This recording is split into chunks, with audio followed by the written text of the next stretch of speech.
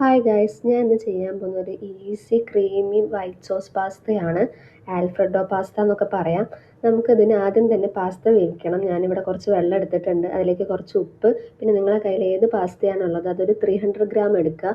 എന്നിട്ട് കുറച്ച് ഓയിൽ ഒഴിച്ചിട്ട് നമ്മളത് വേവിക്കാൻ വെക്കണം. പിന്നെ വേണ്ടത് നമുക്ക് കുറച്ച് ബോൺലെസ് ചിക്കനാണ്.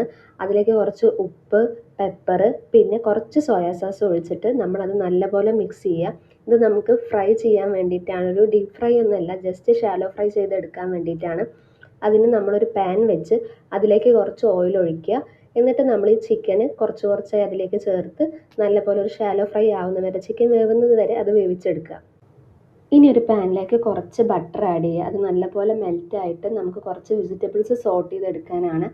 ഞാനിവിടെ ഗാർലിക്, ഒനിയൻ, അതുപോലെ ക്യാരറ്റ്, ക്യാപ്സിക്കം എന്നിവ ചേർത്തിട്ടാണ് സോട്ട് ചെയ്തെടുക്കുന്നത്. നിങ്ങളുടെ കയ്യിൽ ഏത് വെജിറ്റബിൾസ് ആണോ ഉള്ളത് നിങ്ങൾക്ക് ചേർക്കാം.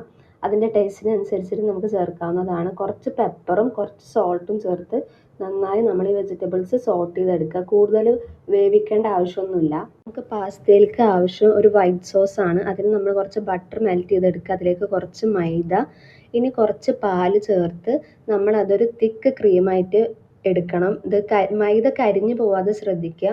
പാല് മിക്സ് ചെയ്യുമ്പോൾ കുറച്ച് കുറച്ച് മിക്സ് ചെയ്തെടുക്കുക.